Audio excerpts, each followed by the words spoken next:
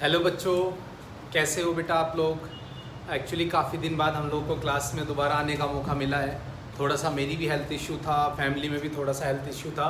That's why classes बहुत late से अब स्टार्ट की हम लोगों ने, बट डोंट वरी, अब हम लोग फुल डेडिकेशन और फुल एनर्जी के साथ अपना कोर्स कंटिन्यू करेंगे। कुछ बच्चों के मैसेज और कॉल भी आ रहे थे कि उन्हें भी ये टेंशन थी कि सर काफ़ी दिन से क्लास नहीं हो रही, बट डोंट वरी, ऐसी कोई प्रॉब्लम नहीं होगी। आगे हम लोग थोड़ा सा स्पीड में सिलेबस लेंगे, ज़्यादा हम लोग रिकॉर्डिंग वीडियोस और लेक्चर्स देखेंगे कि जिससे हम लोग इजीली टाइम टू टाइम अपना सिलेबस कंप्लीट कर सकें। ठीक है बच्चों, एंड प्लीज़ आप लोग भी सभी सेफ रहो बच्चों, घर पे रहो और ध्यान रखो सभी लोगों का, ठीक है। और कंटिन्यूसली धीरे धीरे स्टडी करते रहो, ठीक है।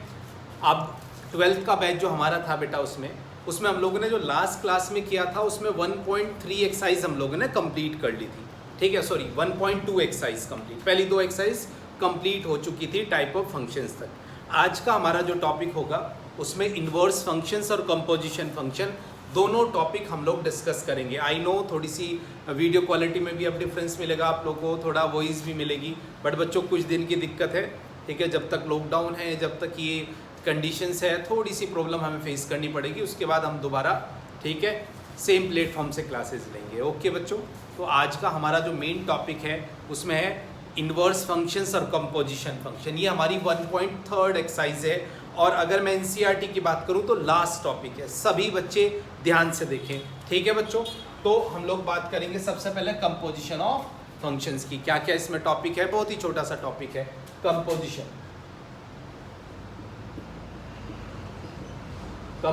Of function. देखो टॉपिक के नाम से पता चल जाता है, कंपोजिशन ऑफ फंक्शन, कंपोज करना। कंपोज मतलब समझते हो ना, सॉन्ग वगैरह देखते हो ना, कंपोजिशन हो रहा है मीन्स जोड़ना, मिक्स करके एक नया फंक्शन बनाना। कोई 2 फंक्शन मिक्स करके एक नया फंक्शन बनाना, 3 फंक्शन मिक्स करके एक नया फंक्शन बनाना, तो इन्हें हम लोग बोलते हैं कंपोजिशन ऑफ फंक्शंस, ठीक है। कंपोज करेंगे, बट इनकी छोटी छोटी सी प्रॉपर्टी है। क्या क्या प्रॉपर्टी है वो देख लेते हैं। देखो कंपोजिशन में जैसे कि 2 फंक्शन लिए मैंने, एक एफ ऑफ एक्स लिया और एक जी ऑफ एक्स लिया, ठीक है, और इन्हें हम लोग करेंगे कंपोज, मिक्स करेंगे, ठीक है। मिक्स कैसे करते हैं ध्यान से देख लो जरा। देखो इधर अगर कोई एक्स बैठा है तो उससे मैंने एक फंक्शन बनाया एफ ऑफ एक्स, ठीक है, एक्स को पुट करके। फिर यहां से हम लोगों ने क्या किया, एफ ऑफ एक्स को अगेन किसी अनदर फंक्शन में हम लोगों ने मिक्स किया इस तरह, ठीक है। एक तरह से ये एफ एक्स फंक्शन है और यहाँ से क्या बना जी एक्स। ये लेट करो ए है, ये बी सेट है और ये सी सेट, तो इसे हम लोग बोलते हैं कंपोजिशन। क्या बोलते हैं बच्चों, इसे हम लोग कंपोजिशन, सिंपल सी कंपोजिशन। और ये हमारा बना गोफ। क्या कहलाता है ये, गोफ, ठीक है। तो ये सिंपल सी कंडीशन है। देखो एक्स जब हम लोगों ने पुट किया, किसी फंक्शन में एक्स की वैल्यू पुट की, तो एफ ऑफ एक्स एक तरह से वाई ये बन गया, और फिर इसे उठा के हम लोगों ने किसी फंक्शन की इनपुट बना दी। पहले एक्स इनपुट थी, वहाँ से एक फंक्शन बना, अब जो आउटपुट आए उसे किसी दूसरे की इनपुट बना दी, ठीक है। तो ये हुआ हमारा कंपोजिशन ऑफ फंक्शंस। बहुत ही सिंपल सी कंडीशंस है। अब यहाँ पर समझने की बात है, मीन्स ये गॉफ है। देखो ऐसा नहीं होता है कि गॉफ होगा हमेशा एग्जिस्ट करेगा। गॉफ एग्जिस्ट कब करेगा, मुद्दा ये है। इसी ग्राफ से आप समझ सकते हो। देखो ये तो एक तरह से जी का डोमेन हुआ ना, ये डोमेन है, और ये एक्स पुट करने के बाद जी की क्या आई, रेंज ऑफ एफ, सॉरी ये एफ की क्या बन गई, रेंज। अब ध्यान से समझना, अब ये रेंज जो जी है उसका डोमेन रहा होगा, भाई ये जी है तो जी का ये डोमेन है और ये इसकी रेंज है। अब ध्यान से समझना, यही क्या होगा आप लोग के पास,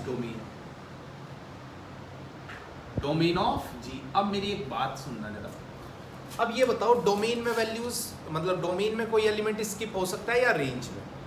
आपको पता है कि सर डोमेन का कोई एलिमेंट स्किप नहीं होगा, हाँ रेंज का कोई ना कोई एलिमेंट स्किप हो सकता है, ठीक है। मतलब ये जो रेंज है, ये जो सारे एलिमेंट है, वो जरूरी नहीं सारे एलिमेंट रेंज हो भाई। ये इस तरह, इसका एक तरह से कोडोमेन होता है ना भाई, इनमें से कोई से एलिमेंट उसकी रेंज बनाएंगे, सारे एलिमेंट रेंज नहीं बनेंगे। मैं लिख भी देता हूँ इसमें, ठीक है। इनमें इसकी कोई सी क्या होगी, जी की रेंज होगी, जरूरी नहीं सारे में, मतलब मैंने ये छोड़ दिया बाहर, छोड़ भी सकते हैं, बट डोमेन का कोई एलिमेंट नहीं होगा। मीन्स डोमेन ये पूरा होगा और रेंज इसके अंदर की कोई होगी एफ की। इसका मतलब ये है कि जो इसका डोमेन है और जो इसकी रेंज है, तो यहां से देखो जरा, गोफ एग्जिस्ट करेगा इफ, समझना जरा ध्यान से, ठीक है। इफ जो रेंज है आपकी, range of F subset of domain of G, ये मस्ट है भाई कंडीशन, ये मजेदार कंडीशन है। मीन्स आप रट भी सकते हो वैसे कि जब भी कंपोजिशन कर सकते हो, जैसे ऐसे किया हमने गोफ, तो उसमें ये होता है कि जो रेंज है सेकंड वाले की, सेकंड वाले फंक्शन की range is always subset of domain of first element.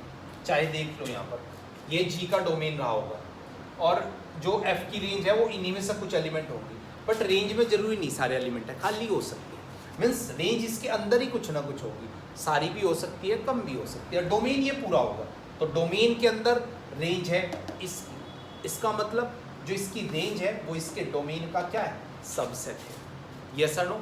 तो ये कंडीशंस है। इसी तरह अगर मैं गोफ की जगह फोग लिख दूं बच्चों, तो फोग में भी आप ये कहोगे एग्जिस्ट करेगा इफ अब सेकंड की रेंज आप ये कहोगे range of g is always subset domain of f. ये कंडीशंस हमारे पास रहेगी। देखो अगर मैं एनसीईआरटी की बात करूँ ना, तो एनसीईआरटी में हमारे पास मैक्सिमम इसी तरह के क्वेश्चंस आते हैं जो इन कंडीशंस को हमेशा फॉलो करते हैं, उसमें बहुत ज़्यादा आप लोगों को प्रॉब्लम आने वाली नहीं है, ठीक है। फिर भी अगर मैं एक दो क्वेश्चंस लूँ एग्जांपल आप लोगों के लिए कि कंपोजिशन करके कैसे, देखो अगर मैंने एक फंक्शन लिया एफ, ठीक है, आर टू आर फंक्शन लिया मैंने f of x equals to x square, और एक फंक्शन लिया मैंने जी। अभी एनसीईआरटी के क्वेश्चंस देखेंगे हम लोग, कुछ भी ले लो, एफ ऑफ एक्स लेट करो sine x, R to R, ये कंडीशंस ली है।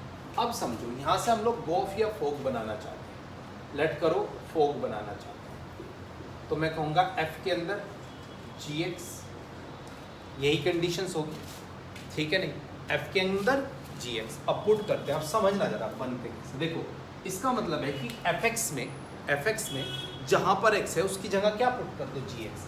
एफ एक्स में जहाँ पर एक्स है उसकी जगह कहाँ पर क्या पुट कर दो, जी एक्स। तो लेफ्ट में भी पुट करोगे और राइट में भी। तो मैंने एक्स के अंदर क्या पुट किया बच्चों, जी ऑफ एक्स, तो इधर भी जी एक्स पुट करूंगा और इसका कर दूंगा स्क्वायर। ओके, पहली कंडीशन। अब we know about g x ना, हमें पता है कि जी एक्स क्या है। अगर हमें ये पता है जी एक्स क्या है तो हम लोग जी एक्स की वैल्यू ऊपर से उठा के नीचे पुट कर सकते हैं बच्चों। अच्छा जी एक्स, सॉरी ये एफ एक्स नहीं, ये जी एक्स है। तो जी एक्स हमारे पास क्या है, साइन एक्स, तो हम लोगों ने पुट किया, तो ये साइन एक्स की पावर 2 मीन्स ये क्या आ गया, sine square x, that's it. तो ये था हमारा कंपोजिशन, सिंपल सी कंडीशंस, ठीक है भाई बच्चों। और कुछ एग्जाम्पल देखते हैं, उसके बाद मैं इसकी कुछ प्रॉपर्टी बताऊंगा और उसके बाद हम लोग एनसीईआरटी डिस्कस करेंगे इसकी, ठीक है भाई बच्चों। समझ में आ गया इतना? Done, okay, next condition.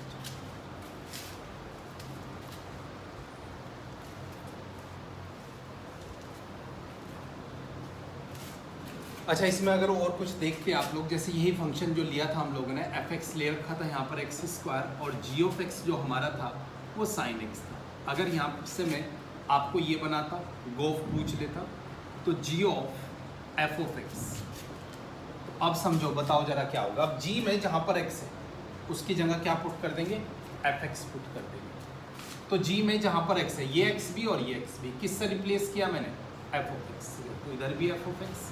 Now अब आप लिख सकते हो साइन, और एफ एक्स की वैल्यू क्या है बच्चों आप लोगों के पास, एक्स स्क्वायर, आंसर। अच्छा, एक बात जरूर आप लोगों के माइंड में रही होगी कि सर आपने जो गोफ और फोक की कंडीशन है वो तो चेक नहीं की।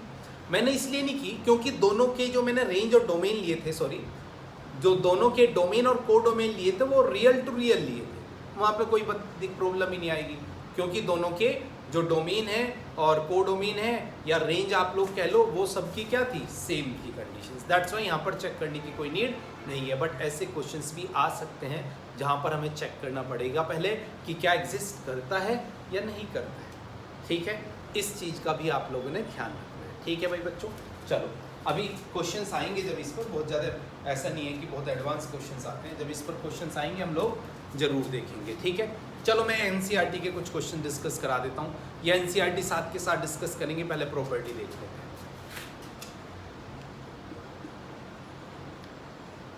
Properties of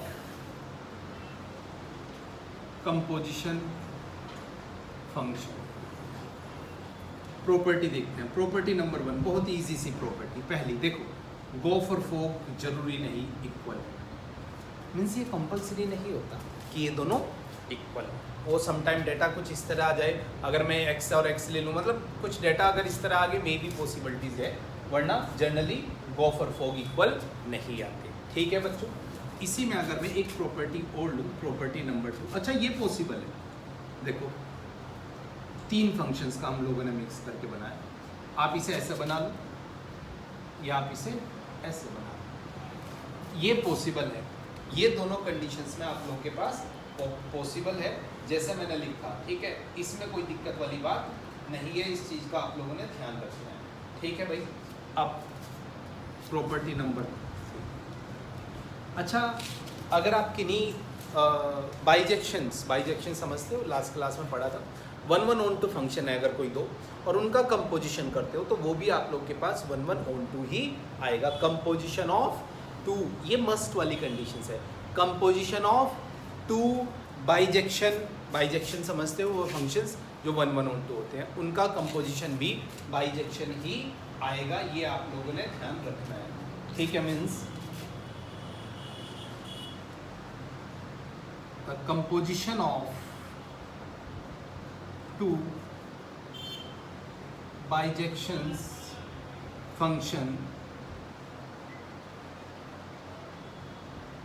must be a bijection function, ठीक है बच्चों। मैंने जस्ट सिंपल सी कंडीशन बोला कि बाइजेक्शन होगा अगर 2 फंक्शंस का, ठीक है, तो उनका जो कंपोजिशन होगा वो भी बाइजेक्शन ही होगा, उसमें कोई दिक्कत वाली बात नहीं है, ठीक है बच्चों। चलो प्रॉपर्टी नंबर 4, देखो कभी कंपोजिशन करना पड़े आप लोग को identity function, you know about identity function, आप लोग को पता होना चाहिए व्हाट इज आइडेंटिटी फंक्शन, ठीक है। वैसे तो मैंने बताया हुआ है आप लोग को, ये f(x) = x, और इसे हम लोग i से रिप्रेजेंट करते हैं। तो कंपोजिशन ऑफ आइडेंटिटी फंक्शन चाहे ऐसे हो, चाहे यहाँ पर g हो, चाहे f हो, f के साथ आइडेंटिटी फंक्शन का कंपोजिशन भी f ही रहेगा। मीन्स x के साथ अगर किसी का कंपोजिशन फंक्शन करोगे तो कोई फर्क नहीं पड़ेगा, चाहे आप देख सकते हो, देख लो आइडेंटिटी फंक्शन क्या होता है, f(x), एक और फंक्शन ले लो कोई g(x), लेट करो sin x, दोनों का कंपोजिशन करना, चाहे आप फोग निकालो, देख लो चाहे दोनों का कंपोजिशन, तो f के अंदर g(x), तो क्या करो f में जहाँ पर x है उसकी जगह क्या पुट कर दो g(x), तो इधर भी g(x), तो क्या हो गया देखो sin x, सेम आ गया ना। मीन्स ये आइडेंटिटी था, ध्यान से समझना, तो दोबारा आंसर क्या आ गया, g(x) ही आ गया, कोई दिक्कत। आप चाहे रिवर्स करके देख लो, आपको सर गो बना लेते हैं, चलो ठीक है। g के अंदर f(x), अब g में देखो x के अंदर क्या रखो f(x), तो ये f(x) और f(x) दोबारा क्या है x है, तो this one is sin x, तो अगेन क्या आ गया आप लोग के पास g आ गया। सो मैंने बोला कि अगर किसी भी फंक्शन का कंपोजिशन करते हो identity function is f(x) = x, तो भी मैंने क्या कंडीशंस बोली आपको कि सेम ही आएगा, वो फंक्शन पर कोई इफेक्ट नहीं पड़ेगा। तो ये हम लोगों ने इसकी प्रॉपर्टी नंबर 4 डिस्कस की है। यहाँ तक किसी बच्चे को अगर कोई डाउट है तो बोल दो, रिपीट कर दूंगा, ठीक है भाई बच्चों, देख लो जरा। चलो अब कुछ और प्रॉपर्टी की तरफ बढ़ते हैं, देखो जरा। अच्छा इस तरह की कंडीशन जरूर आएंगी, जैसे कि गोफ है, अब मैं बोलूँ कि ये बाइजेक्शन है, अब इस तरह के क्वेश्चन डायरेक्ट पूछे जाते हैं समटाइम। देखो मैं कंप्लीट पढ़ा रहा हूँ आपको, सीबीएसई भी एंट्रेंस मतलब कंप्लीट नॉलेज के साथ हम लोग पढ़ते हैं। जैसे ये मैंने बोला कि ये बाइजेक्शन है, तो बाइजेक्शन कब होगा, फिर एफ और जी क्या रहेंगे, होंगे, कई कंडीशंस हैं। तो मैंने बोला कि इफ गोफ इज बाइजेक्शन। अच्छा मैं एक बात डाउट क्लियर कर देता हूँ। देखो इसमें तो मैंने बोला था कि अगर दोनों बाइजेक्शन है ना तो उनका कंपोजिशन भी बाइजेक्शन होगा, बट क्या उससे अलग कोई बाइजेक्शन नहीं आ सकता? आ सकता है उससे अलग भी, जरूरी नहीं कि दोनों ओनली बाइजेक्शन होंगे तभी उनका कंपोजिशन बाइजेक्शन होगा। दूसरी कंडीशन भी है, जैसे कि अगर गोफ बाइजेक्शन है तो ये कब होगा? इफ गोफ इज बाइजेक्शन देन, कंडीशन देखो, देन जो एफ है ये सेकेंड वाला function, F is bijection, sorry F जो रहेगा बेटा वो 1-1 फंक्शन रहेगा, इंजेक्टिव फंक्शन, एंड और जो जी है ना बच्चों, जी मस्ट बी सर्जेक्शन। सर्जेक्शन का मतलब समझते हो, और इंजेक्शन मीन्स ये 1-1 रहा होगा तो ये ऑन टू होना जरूरी। अच्छा रिवर्स में भी चलेगी। इसी प्रॉपर्टी को अगर मैं एक और प्रॉपर्टी का नाम दूं और मैं बोल दूं फोग इज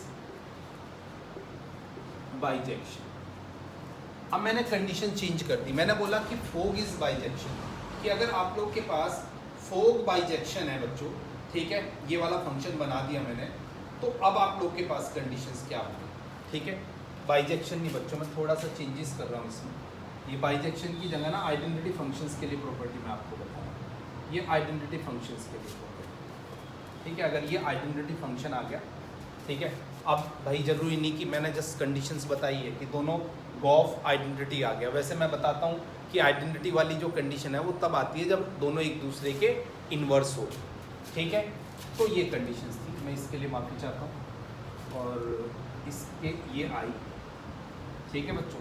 और देखो गॉफ अगर आइडेंटिटी फंक्शन आया तो एफ क्या रहा होगा? इंजेक्टिव, और जी क्या रहा होगा? सर्जेक्टिव। इसी तरह अगर फोग आई रहा होगा देन हमारे पास क्या कंडीशंस आएगी? जो जी वाली कंडीशंस है, इसमें ध्यान से देखो जरा, जो जी वाली कंडीशंस है इसकी अगर रहेगी, मतलब वही सेकंड वाली, जी इज इंजेक्टिव एंड, और जो पहले वाला है एफ इज सर्जेक्टिव। दिख रहा है आप लोग को? ये लास्ट वाली कंडीशंस आप लोग को नहीं दिख रही, ठीक है। देन जी इज इंजेक्टिव और एफ इज सर्जेक्टिव, ठीक है, ओके। तो ये दोनों आप लोगों ने ध्यान रखना है कि अगर ये आइडेंटिटी फंक्शंस के इक्वल आगे गॉफ या फोग, तो उनमें एफ और जी की क्या कंडीशंस रही होगी, इस कंडीशंस के अकॉर्डिंगली हम लोग वर्क कर सकते हैं, ठीक है भाई बच्चों। कोई दिक्कत, कोई डाउट है तो बोल दीजिए, रिपीट कर दूंगा बच्चों। डन, ये प्रॉपर्टी 6, एक प्रॉपर्टी और है बस, वो लिखवा के हम लोग आगे बढ़ते हैं। डन, ओके बच्चों।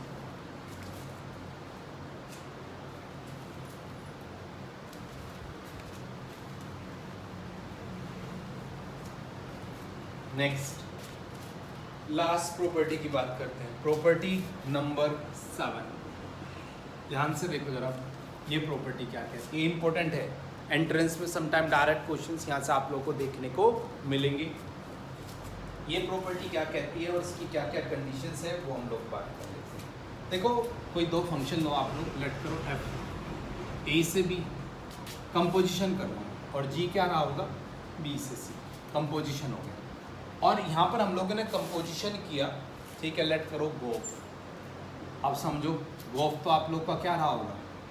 कहाँ से रहा होगा? ए से सी गया होगा ना, जब कंपोज कर दिया होगा ए से बी, बी से सी, तो ए से सी गया होगा। अब इसकी कंडीशंस है, देखो अगर मैं ये बोलूँ कि ये गोफ ऑन टू है तो कब कब ऑन टू है, अगर ये 1-1 है तो ये कब 1-1 है, तो इसकी हम लोग बात करेंगे। तो सबसे पहली कंडीशन इज ऑन टू। दो कंडीशंस होती है ऑन टू, क्या रही होंगी दो कंडीशंस? मीन्स अगर गोफ हमारे पास ऑन टू है तो हमारे पास उसमें क्या क्या कंडीशंस रही होगी, ये हम लोग देख लेते हैं। देखो बच्चों, पहली कंडीशंस तो ये है कि इसमें जी ऑन टू होगा, जी इज ऑन टू। दो केस है, या तो ये रहा होगा या एक कंडीशंस और। दूसरी कंडीशन ये है कि अगर G ऑन टू नहीं रहा होगा, अगर G ऑन टू नहीं रहा होगा तो G इज 1 1 एंड इसमें एक कंडीशन हो गया, G तो 1 1 है but F is onto होना जरूरी है। मीन्स किन्हीं दो फंक्शन का कंपोजिशन अगर ऑन टू है तो समझो, तो उसमें यह है कि या तो ये वाला, ये जो G है पहले वाला है ऑन टू रहा होगा, या अगर ये 1 1 है तो फिर भाई ये वाला भी ऑन टू रहा होगा। अगर ये 1 1 है तो ये ऑन टू होना जरूरी है, तभी ये फंक्शंस ऑन टू होगा। ये इसकी पहली कंडीशंस थी ऑन टू की। अब बात करते हैं 1 1 की, कि 1 1 की क्या कंडीशंस रही होगी। ठीक है भाई बच्चों, दिख रहा है ना आपको। दूसरा, अगर गो A to C is 1 1, अब हमारे पास क्या कंडीशंस, फिर वही कंडीशंस थोड़ी सेम सी है, यहाँ पर भी दो कंडीशंस। पहली कंडीशंस की बात करते हैं। अगर गॉफ हमारे पास 1 1 है तो पहली कंडीशंस में ये है कि जो F है ये वाला इज 1 1, ये 1 1 रहा होगा, सीधी सी बात है।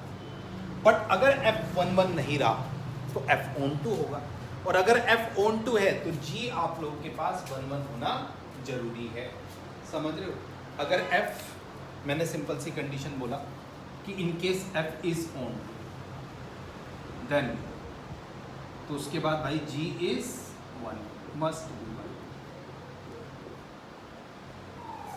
तो ये कंप्लीट प्रॉपर्टीज मैंने आप लोगों को बता दी है बच्चों, कंपोजिशन ऑफ फंक्शंस की। होप सो आप लोगों को चीज़ें समझ में आ गई होंगी। ये बहुत ही एडिशनल है, एनसीईआरटी की बात करूंगा तो कुछ नहीं है, बहुत सीधे सीधे से क्वेश्चन है एनसीईआरटी में। ठीक है भाई बच्चों, डन। किसी को डाउट है तो बोल दो। अब हमारा आज का सेकंड टॉपिक इनवर्स फंक्शन, और उसके बाद हम लोग कुछ क्वेश्चंस डिस्कस करेंगे। ठीक है बच्चों, डन भाई। नेक्स्ट इनवर्स फंक्शन की बात करते हैं। इन्वर्टेबल फंक्शन भी जिसे हम लोग बोलते हैं। इन्वर्टेबल फंक्शंस कौन से होते हैं और क्या क्या कंडीशंस है वो हम लोग देख लेते हैं।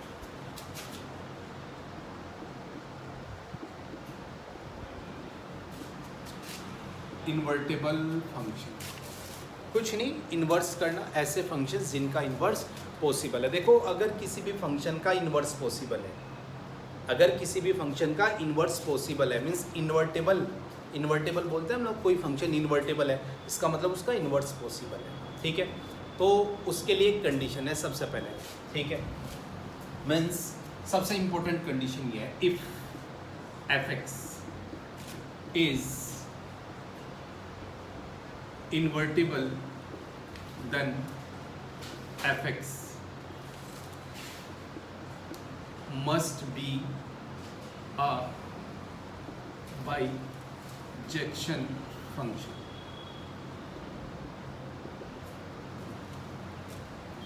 भाई मस्ट सबसे इंपॉर्टेंट कंडीशन, किसी फंक्शन का इन्वर्टेबल होने के लिए उस फंक्शन का 1 1 ऑन टू होना जरूरी है। सीधी बात है। बाइजेक्शन का मतलब समझते हैं ना सभी, 1 1 ऑन टू, तभी इन्वर्स पॉसिबल है। दोबारा रिपीट कर रहा हूँ, किसी फंक्शन का इन्वर्टेबल होने के लिए उस फंक्शन का 1 1 ऑन टू होना जरूरी है। अगर 1 1 ऑन टू है तो ही इन्वर्टेबल। अच्छा, इन्वर्स में होता क्या है? बहुत ईजी सी कंडीशन है।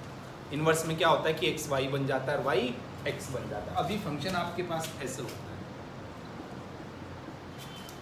और अगर इसे इन्वर्ट कर दिया या इन्वर्स बना दिया, इसका इन्वर्स में क्या होगा? अपोजिट हो जाएगा। मीन्स यहाँ पर x हो जाएगा और यहाँ पर क्या हो जाएगा? f ऑफ y हो जाएगा। मीन्स इधर अगर फंक्शन ऐसे है a to b, तो जो इसका इन्वर्स होगा, इन्वर्स ऐसे हम लोग रिप्रेजेंट करते हैं, क्या हो जाएगा? b to a। Means x y बन जाएगा, y x बन जाएगा, डोमेन रेंज बन जाएगा, रेंज डोमेन बन जाएगा। सीधी सी कंडीशंस ये है इन्वर्टेबल फंक्शंस में। मीन्स एक्स को एलिमिनेट करना है बहुत साफ सीधे से शब्दों में। अगर मैं एक इन्वर्टेबल फंक्शन बनाऊं, कोई सिंपल फंक्शन लिया, देखो अभी ऐसा फंक्शन लिया है जो 1 1 ऑन टू है, ये है, इसका इन्वर्स बनाना है। तो कुछ नहीं करना आप लोगों ने, जैसे ये y है ना एक तरह से, वही से हम लोग ऐसे भी लिख सकते हैं ना कि ये y और ये, तो इसे क्या यहाँ पर x लाना है, इधर सब कुछ y, तो ये 3 इधर आएगा मीन्स 3y, ये 2x प्लस 1, ये 1 को इधर शिफ्ट कर दो, तो 2x equals to 3y minus 1। और अब इसके बाद क्या कर दो, 2 को इधर देखो, अब ध्यान से देखो जरा, ये बन गया ना x equals to function of y, और अब हम लोग करते क्या है, इसे ऐसे रिप्रेजेंट करते हैं, इसके ऊपर लिख देते हैं f इनवर्स ऑफ y, क्योंकि फंक्शन y का है। ये हमारा आंसर है। हम लोग इसे ऐसे भी लिख सकते हैं, भाई ये तो वेरिएबल है, इसकी जगह t q p कुछ भी रखो, दोबारा x लिख सकते हैं। तो ये तरीका है इनवर्स निकालने का, मीन्स सिंपली x को एलिमिनेट करना है। जैसे हम लोग रेंज निकालते थे ना, याद है, रेंज निकालने में हम लोग फंक्शन को अपोजिट करते हैं, सेम प्रोसेस है यहाँ पर भी फंक्शन को अपोजिट करना है। जैसे ही x इक्वल्स टू आ जाए, x को रिप्लेस कर दो f इनवर्स ऑफ y, दोबारा इसमें सारी जगह y को हटा के x भी आप लोग लिख सकते हो, कोई प्रॉब्लम वाली बात नहीं है। बट किसी भी फंक्शन के इनवर्स के लिए उसका 1/1 होना जरूरी है।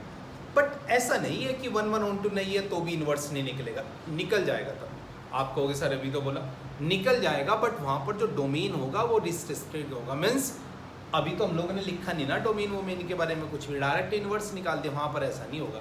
अगर वहाँ पर निकालेंगे तो कंप्लीट डोमेन के लिए, अगर कोई फंक्शन 1/1 नहीं होगा, 1/1 नहीं होगा, तो कंप्लीट डोमेन के लिए उसका इनवर्स नहीं निकलेगा। निकाल देंगे बट फिर हम लोग उसको उसका डोमेन चेक करना पड़ेगा। ठीक है भाई बच्चों। बट नॉर्मली अगर हम लोग कहते हैं कि हमें प्रूव करो कि फंक्शन इज इन्वर्टेबल और नॉट, तो फंक्शन का 1/1 होना जरूरी है, वो तो सेकेंडरी बात है। ठीक है, उसकी बाद में बात करेंगे। समझ में आ गई मेरी बात इन्वर्स का? इन्वर्स का मतलब सिंपल x y और y x बन जाता है। ठीक है भाई बच्चों, तो ये सिंपल सी कंडीशन है इन्वर्स। अब इसकी भी छोटी मोटी प्रॉपर्टीज़ हैं 2-4, वो भी देख लेते हैं, उसके बाद आगे बढ़ते हैं। देख लो जरा यहाँ पर, मैं एक 2 क्वेश्चन कराऊंगा इसकी, फिर अभी NCERT के। डन है भाई बच्चों, समझ में आ गई ये बात? चलो अब इसकी भी प्रॉपर्टी पर चलते हैं, इनवर्स फंक्शंस की।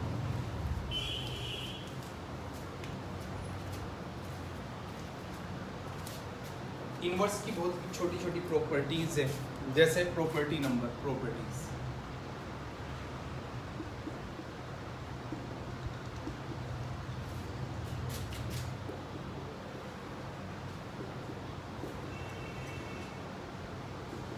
प्रॉपर्टी देखो जरा ध्यान से। प्रॉपर्टी नंबर इन्वर्टेबल फंक्शन, पहली प्रॉपर्टी सिंपल सी होती है बेटा, कि जो इन्वर्स होता है, the inverse of bijection is unique. Unique होता है, मतलब सिंपल सी कंडीशन है कि भैया जो बाइजेक्शन, बाई फंक्शन तो बाइजेक्शन होना जरूरी है, उसका जो इन्वर्स करेंगे वो हमेशा एक यूनिक होगा। मीन्स यूनिक होगा, ऐसा नहीं 2 हो सकता, एक फिक्स होगा। ठीक है, तो ये पहली प्रॉपर्टी है। प्रॉपर्टी, ये पहली प्रॉपर्टी थी। प्रॉपर्टी नंबर 2 पर अगर हम लोग चलें तो वो देख लेते हैं। देखो कभी आप लोग को ऐसे मिले गॉफ कंपोजिशन का, और इसका इन्वर्स करना है, तो ये इन्वर्स जब इनसाइड जाता है तो रिवर्स हो जाता है, क्योंकि भाई उल्टा हो जाएगा। इन्वर्स का मतलब उल्टा है कि x y बन जाता है और y x बन जाता है। ये इसकी प्रॉपर्टी नंबर 2 है, ये सेकंड प्रॉपर्टी है। ठीक है, प्रॉपर्टी नंबर 3 कि inverse of bijection function is also bijection. समझ रहे हो? मीन्स अगर फंक्शन 1/1 है, ठीक है, फंक्शन 1/1 फंक्शन का अगर इन्वर्स निकालोगे तो वो भी 1/1 ही आएगा। ठीक है भाई बच्चों, ये प्रॉपर्टी नंबर 3। प्रॉपर्टी नंबर 4 पर चलते हैं इसी तरह की। नेक्स्ट प्रॉपर्टी में बच्चों हम लोग सिंपल सी कंडीशंस की बात करेंगे। देखो अगर कोई 2 फंक्शन, बहुत इंपॉर्टेंट, मोस्ट इंपॉर्टेंट, अगर कोई फंक्शन है a to b और एक कोई g फंक्शन है, वैसे तो मैं अभी दूसरा लेना चाह रहा था अलग फंक्शंस, ठीक है, बट इसमें मैं अपनी मर्जी से कुछ भी ले सकता हूँ, बट जो प्रॉपर्टी है उसके अकॉर्डिंग b to a ले रखा हूँ। क्या प्रॉपर्टी है देखिए, गोफ। अगर ये गोफ आइडेंटिटी फंक्शन आ जाए, आई का मतलब आइडेंटिटी फंक्शन, बहुत इंपॉर्टेंट है, तो इसका मतलब ये है कि f और g एक दूसरे के इन्वर्स हैं। अच्छा, मैं अभी ऐसे भी लिख रहा हूँ, गलत है बट बता रहा हूँ, गोफ हो या फो हो, आइडेंटिटी फंक्शन। बस इसमें x के लिए कंडीशंस लगाएंगे हम लोग कि किस फंक्शंस के रेस्पेक्ट में बना रहे हैं, ये बहुत बड़ा मुद्दा रहेगा हमारे लिए, ठीक है, कि किस फंक्शन के रेस्पेक्ट में बना रहे हैं, ठीक है। जैसे कि इसे अगर मैं दो पार्ट में लिखूँ तो यहाँ पर हम लोग बाई लिख देते हैं, बताऊँगा ये b है क्या, और अगर मैं लिखूँ गोफ तो हम लोग आई ए, इसका मतलब समझा है। तो यहाँ पर भी आइडेंटिटी फंक्शन और आइडेंटिटी फंक्शन दोनों जगह आइडेंटिटी फंक्शन है, बट यहाँ पर जो x की वैल्यू लेंगे वो डोमेन उसका क्या रहा होगा, a। यहाँ पर domain of x is a, और इस कंडीशन में अगर मैं डोमेन की बात करूँगा, domain of x is b, समझाता हूँ। देखो ऐसी कहानी है कि जैसे ये सेकंड वाला फंक्शन ध्यान रखो ब्रो, कौन सा है, g है ना, तो g का जो डोमेन है वही इसका डोमेन रहा होगा। मीन्स कहने का मतलब ये है कि g में अगर उसका जो डोमेन है, अगर उसमें x की वैल्यू 3 नहीं है ना, तो यहाँ पर आएगा तो ये है तो एक तरह से x ही, लो लिख भी देता हूँ कभी आइडेंटिटी फंक्शन में, तुम्हें है तो ये x ही ना। तो यहाँ पर अगर ये लेट करो कि इसमें b में x की वैल्यू 0 नहीं ली, तो यहाँ पर भी x की वैल्यू 0 नहीं ली। यहाँ पर गोफ में ये f का डोमेन चलेगा, f का डोमेन a है, f का डोमेन a है। अब ये याद लेट करो कि यहाँ पर a की वैल्यू 1 नहीं ली, तो यहाँ पर जो ये x आएगा ना अभी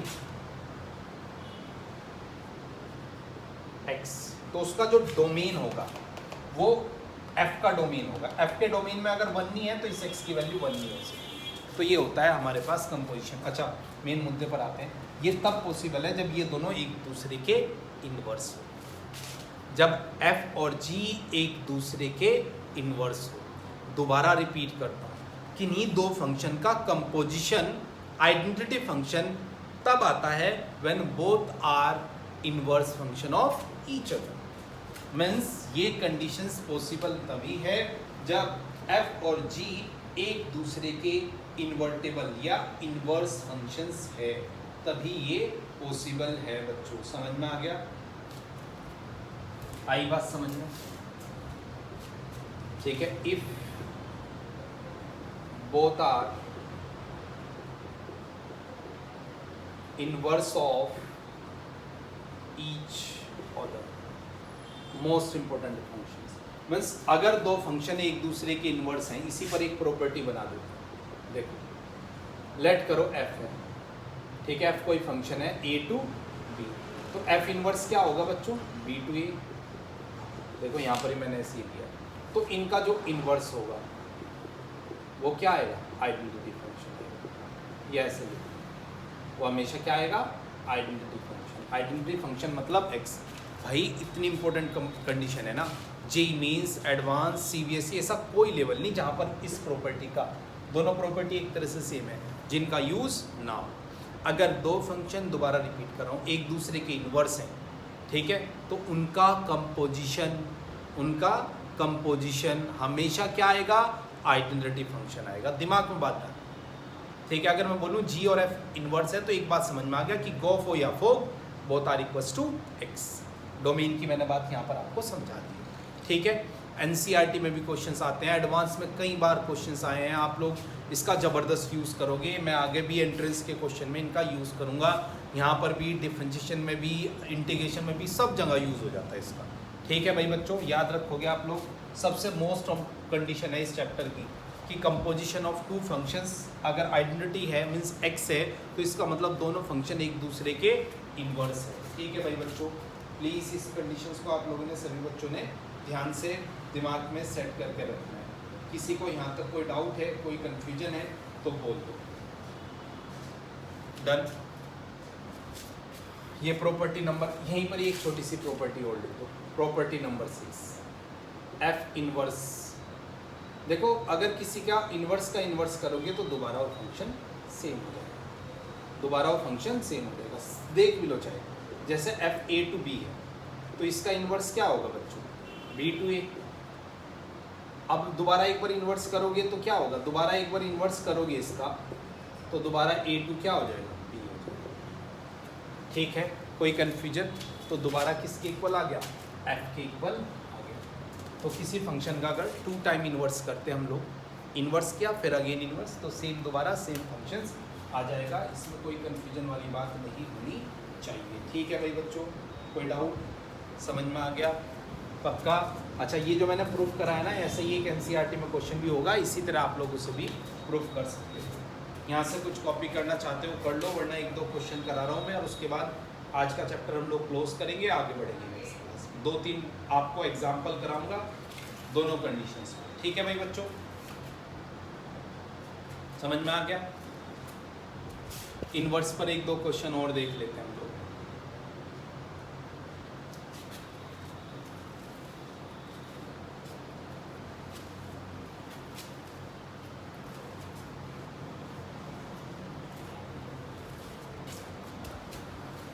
यहाँ तक कोई कंफ्यूजन बच्चों? डन, समझ में आ गई इतनी बात? चलो नेक्स्ट कंडीशंस पर चलते हैं हम।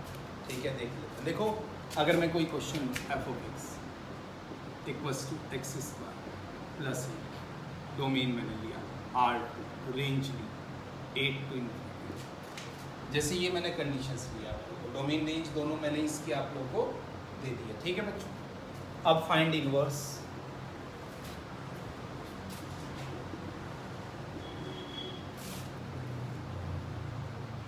अच्छा, समटाइम ये भी आ जाता है कि पहले फाइंड करो कि क्या ये 1-1-2 है। आपके एनसीईआरटी में आएगा, पहले शो करो कि इसका इन्वर्स एग्जिस्ट करता भी है या नहीं करता। तो पहले आप लोगों को प्रूफ करना होगा कि इट्स 1-1-2 और नॉट। ठीक है, चलो मैं पूरा क्वेश्चन करा देता हूँ एनसीईआरटी के। ठीक है, फर्स्ट शो करना है बेटा इट्स इन्वर्टिबल और नॉट। ठीक है, तो उसके लिए तो 1-1-2 करना पड़ेगा पहले 1-1 के लिए। याद है या भूल गए 1-1 कैसे निकालते थे? इसके डोमेन में से 2 वैल्यू ले लो, x1 और x2, और दोनों रखेंगे और देखेंगे फिर हमारे पास क्या कंडीशंस रही होगी। ठीक है, अच्छा इसे पॉजिटिव ले लो। चलो पुट करते हैं। तो आप ऐसे करते थे ना बच्चों, मीन्स ये x1 square plus 8, x2 square plus 8। अब x1 इक्वल्स टू x2 आ जाएगा, क्योंकि अगर आप देखो ये मैंने पॉजिटिव ले लिया, ये ऐसे समझ लो x1 square minus x2 square equals to 0, x1 minus x2, और ये x1 plus x2 equals to 0। अच्छा, ये तो 0 नहीं होगा क्योंकि 2 पॉजिटिव चीज़ों का सम 0 नहीं होगा, क्योंकि डोमेन क्या है बेटा, डोमेन R पॉजिटिव है, तो यही 0 होगा। तो यहाँ से तो x1 इक्वल्स टू x2, तो ये 1-1 भूले तो नहीं ना। फिर बात करेंगे ऑन टू, कैसे देखेंगे। ऑन टू के लिए रेंज निकालते थे, y equals to x square plus 8 उधर भेजेंगे, y माइनस 8 और x क्या हो जाएगा, प्लस माइनस रूट ऑफ, ये पॉजिटिव रहेगा। अब this one is greater than equals to 0, तो यहाँ से y की वैल्यू क्या आई, 8 से बड़ी या 8 के इक्वल। देखो, और ये किसके इक्वल आ गई बच्चों, कोडोमेन के। जो रेंज है किसके इक्वल आई, कोडोमेन के। इसका मतलब ऑन टू है। So yes, it's invertible function. पहली बात तो ये, और इन्वर्स निकालना है। देखो इन्वर्स निकालने के लिए ज़्यादा मेहनत करने की जरूरत नहीं है, ये आपने अलग किया हुआ तो है। यहाँ पर देखो भाई, फंक्शन में क्या होता है इन्वर्स के लिए, x को y बना दो, बस यही तो करना है। तो ये किया हुआ तो है आपने, आप यहाँ से डायरेक्ट निकाल सकते। इसे लिख देना चाहिए equation number 1, from equation number 1 x किसके इक्वल आ गया, y माइनस 8 के। तो इसका मतलब ये क्या आ गया, एफ इनवर्स ऑफ x। अभी तो बताया था मैंने इन्वर्स निकालने के लिए क्या करना है, तो ये डायरेक्ट आप लोग के पास इसका इन्वर्स आ गया। मीन्स बहुत ज़्यादा टफ नहीं है, जस्ट एलिमिनेट करना है आपने, दैट्स इट। एलिमिनेट आप लोग कर लोगे तो हर टाइप का क्वेश्चंस हो जाएगा। ठीक है भाई बच्चों, बच्चों आज हम लोगों ने ओनली कॉन्सेप्ट डिस्कस किए, ठीक है। नेक्स्ट क्लास में, ठीक है, जल्दी होंगी अभी थोड़ा सा, हम लोग बैक टू बैक क्लासेस लेंगे almost every day. Next class में हम लोग जो इसकी एक्सरसाइज है 1.3 वो डिस्कस करेंगे। उसके बाद हम लोग इसकी miscellaneous, then exemplar, JEE means previous year questions try करेंगे, कुछ एडवांस के प्रीवियस ईयर भी हम लोग यहाँ पर डिस्कस करें, ठीक है बच्चों। प्लीज़ अब मेहनत करो कंटिन्यूसली, जितनी मेहनत कर सकते हो उतनी मेहनत करो, ठीक है। अभी टाइम है आप लोग के पास, घर हो, घर पर ही रहो, सेफ रहो बच्चों, और पढ़ते रहो। इस टाइम का यूटिलाइज़ करो, जितना बढ़िया यूटिलाइज़ करोगे लास्ट में उतने ही रिजल्ट बढ़िया आएंगे, ठीक है बच्चों। Okay, all the best please. और अगर वीडियो ठीक समझ में आ रहा है सब कुछ तो ज़रूर लाइक किया करो, कमेंट किया करो, चैनल को सब्सक्राइब किया करो, ठीक है बच्चों। ओके बेटा, नेक्स्ट क्लास मिलेंगे। एंड डोंट वरी, कोई भी बच्चा टेंशन मत लो, मुझे पता है बहुत सारे ऐसे बच्चे हैं जो मेरे सारे बैठे हैं, बट डोंट वरी, मैं ईच एंड एवरीथिंग कंप्लीट कराऊंगा, ठीक है बच्चों। आज के लिए इतना ही, नेक्स्ट क्लास मिलेंगे। ओके बेटा, बाय बाय।